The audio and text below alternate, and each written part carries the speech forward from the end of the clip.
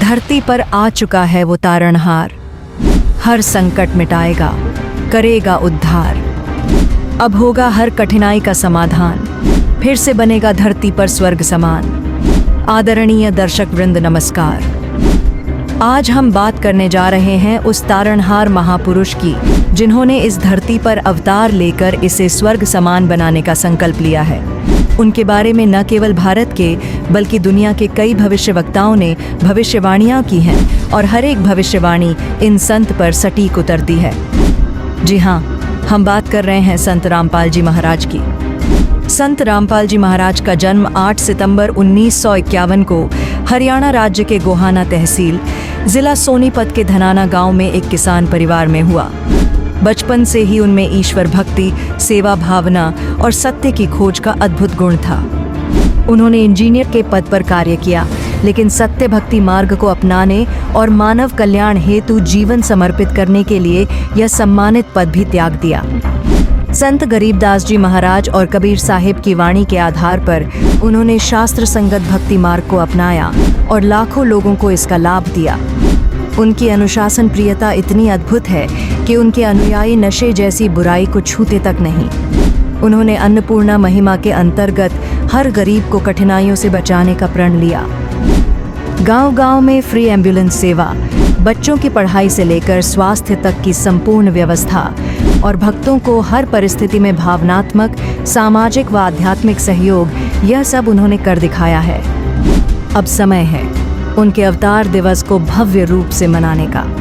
दिनांक 6, 7 और 8 को आयोजित इस महोत्सव में अनेक विशेष कार्यक्रम रखे गए हैं। दहेज मुक्त विवाह, रक्तदान शिविर, नेत्र जांच शिविर, विशाल भंडारा, गरीबदास जी की अखंड पाठ। हम आप सभी श्रद्धालुओं को सादर आमंत्रित करते हैं कि इस पुण्य अवसर पर पधारें। संत रामपाल जी महाराज के दिव्य ज्ञान व प्रेरणा से अपने जीवन को धन्य करें और इन अद्वितीय सेवाओं का लाभ उठाएं। विशेष पधारें, अवश्य जानें। धन्यवाद। अब ये निर्णय करना पड़ेगा कि कौन आचार्य ठीक ज्ञान दे रहा है और कौन गलत दे रहा है। श्रीमद् भगवत गीता अध्याय नंबर 16 के श्लोक नंबर 23 और 24 में स्पष्ट किया है गीता ज्ञानदाता ने कि जो शास्त्र विधि को त्याग कर मनमाना आचरण करते हैं उनको न तो सुख होता है, न उनकी गति होती है और न ही कोई सिद्धि को वो प्राप्त होते हैं, अर्थात व्यर्थ। इससे तेरे लिए 24वें श्लोक में 16वें अध्याय के गीता श्रीमद् भगवत गीता अध्याय 16 के श्लोक 24 में तुरंत कहा है, इससे तेरे लिए अर्जुन कर्तव्य और अकर्तव्य की व्यवस्था में कौन सी साधना करनी चाहिए, कौन सी त्याग देनी चाहिए, नहीं करनी चाहिए, उनके लिए शास्त्र ही प्रमाण है। बात खत्म होगी।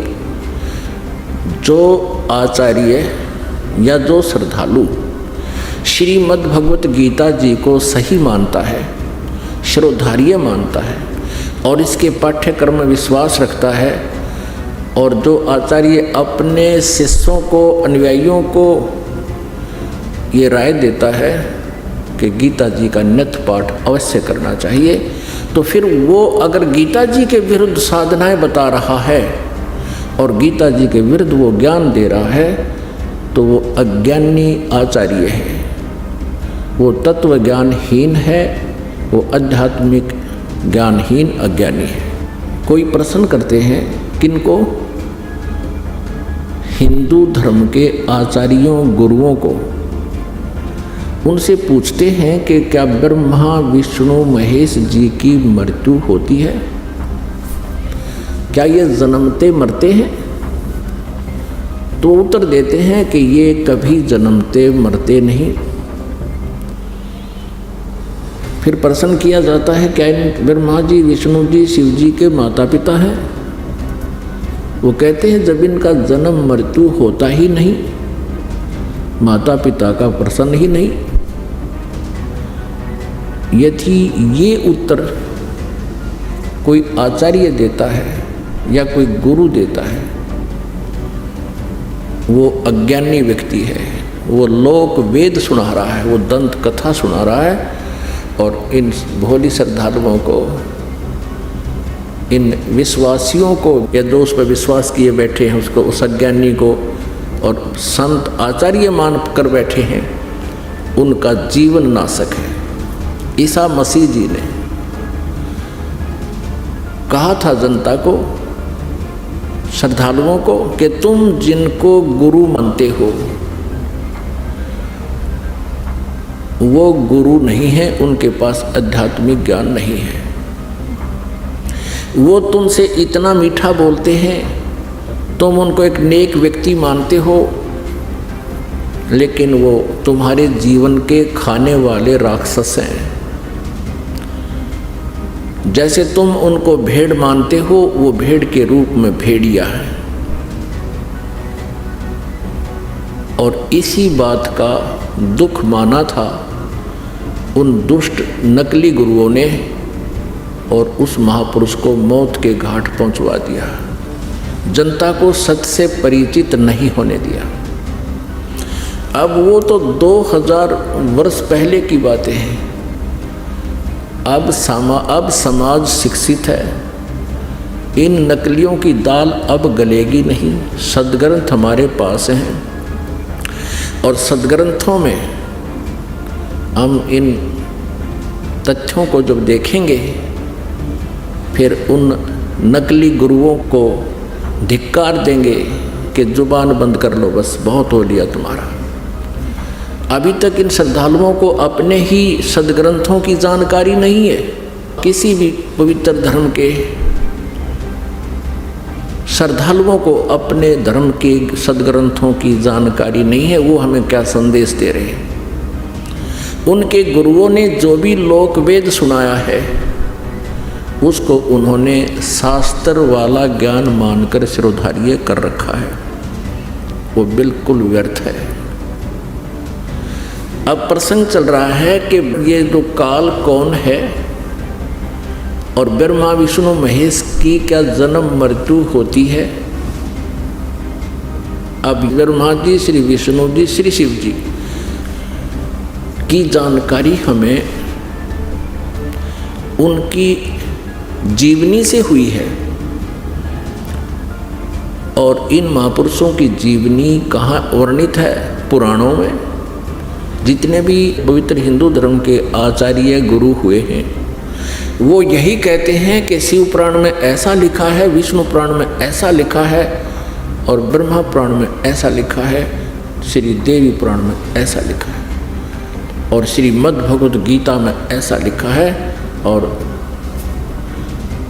पवित्र वेदों में ऐसा लिखा है। तो उनके इस वक्तव्य को हमने सच्चा माना, क्योंकि ये संस्कृत जानते हैं। सभी सदग्रंथ संस्कृत में लिपिबद्ध है। तो भोले श्रद्धालुओं ने उन अज्ञानियों के वक्तव्यों को शास्त्र अनुकूल मानकर सिरोधार्य कर रखा है। अब परमेश्वर पूर्ण ब्रह्म कबीर देव जी, सारी सृष्टि के रचनहार ने स्वयं आकर के इस काल के जाल का भांडा फोड़ किया है। इसने जो जुल्म अत्याचार हमारे ऊपर कर रखे हैं, उस परमेश्वर ने स्वयं आकर हमें बताया। 600 वर्ष पहले परमेश्वर कबीर देव जी ने यही ज्ञान दिया था जो आज पवित्र पुराणों में, पवित्र वेदों में, पवित्र श्रीमद् भगवद गीता जी में आज वर्णित पाया, उनके अंदर लिखा पाया। और उस समय के ये नकली गुरु आचार्य ये कहा करते थे, कबीर जी तो जुलाहा है और शूद्र जाति से संबंध रखता है, इसको किसी ब्राह्मण ने शिक्षा नहीं दी, ये सदग्रंथों के बारे में क्या जाने, ये झूठ बोल रहा है।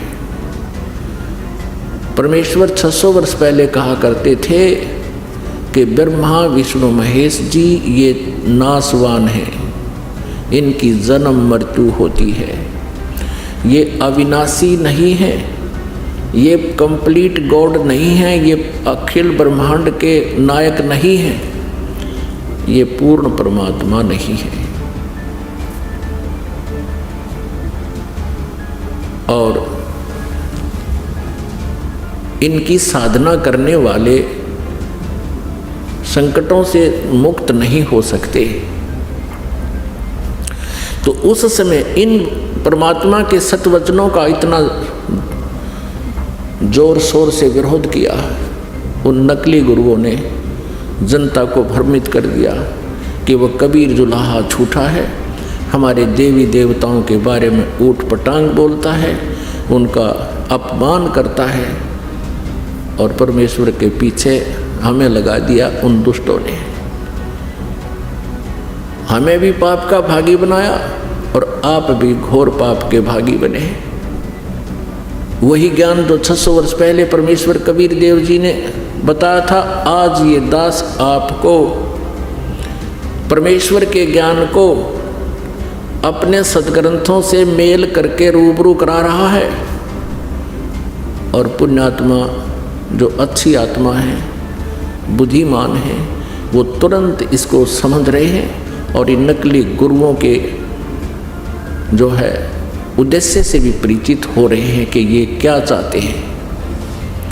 इनका उद्देश्य सदा ये रहा है कि हम जनता को सच्चाई से दूर रखें ताकि इनके ये रोजी रोटी बनी रहे, इनका आचार्य पद सुरक्षित रहे, इनका गुरु पद सुरक्षित रहे, और इनको जनता के कल्याण से कोई लेन देन नहीं। यदि ये सत्य में वास्तव में जनता के हित ऐसी हैं, ये गुरु नकली और ये महंत अपना जीवन नष्ट कर रहे हैं, अगर ये हित ऐसी हैं तो इस ज्ञान को समझे और गहराई से सोचे तुम क्या कर रहे हो, क्या करना चाहिए था, तुम कितने दोषी हो भगवान के, और स्वीकार करें, सरेंडर करें इस ज्ञान के सामने कि हमारे पास ज्ञान नहीं है, नहीं तो आओ मैदान में और प्रमाणित करो अपने ज्ञान को किसी सदग्रंथ के साथ से।